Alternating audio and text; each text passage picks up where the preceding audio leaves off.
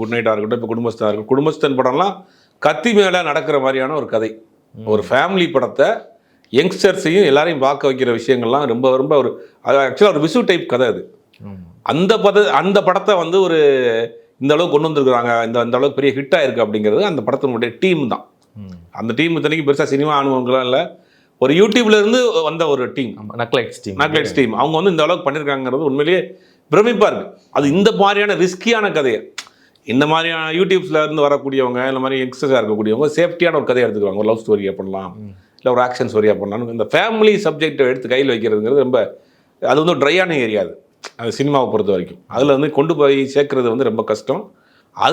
அதுலேயும் மணிகண்டன் ஸ்கோர் பண்ணியிருக்காருங்கிறது தான் பெரிய விஷயம். நம்பிக்கைக்குரிய நடிகர்கள், வளர்ந்து வரக்கூடிய நம்பிக்கைக்குரிய நடிகர்களில் மணிகண்டனும் ஒருவராக இருக்கார். சமீப காலமாக மணிகண்டன் கொடுக்கக்கூடிய அந்த இன்டர்வியூஸ்லாம் வந்து பயங்கர வைரலாக போயிட்டு இருக்கு. அவர் பண்ணக்கூடிய மிமிக்ரியாக இருக்கட்டும், பல விஷயங்கள் ரொம்ப மைனடாக பண்ணால் அந்த வாய்ஸ் எடுக்கிறது வந்து அப்படியே பெர்ஃபெக்டாக எடுக்கிறார். அந்த வாய்ஸ் வந்து கண்ணை மூடி நம்ம கேட்டோம்னா அப்படியே அவர் எந்த ஆக்டரை பற்றி பேசுகிறாரோ அவங்கள மாதிரியே இருக்குது. அந்த அளவுக்கு திறமையான ஒரு நபராகவும் இருக்கிறாரு. பேசிக்காக ரைட்டராகவும் இருக்கிறதுனால அவர் சூஸ் பண்ணுற கதை தனக்கு என்ன வரும், தனக்கு என்ன லிமிட்டில் பண்ண முடியுங்கிறத கரெக்டாக பண்ணுறாரு.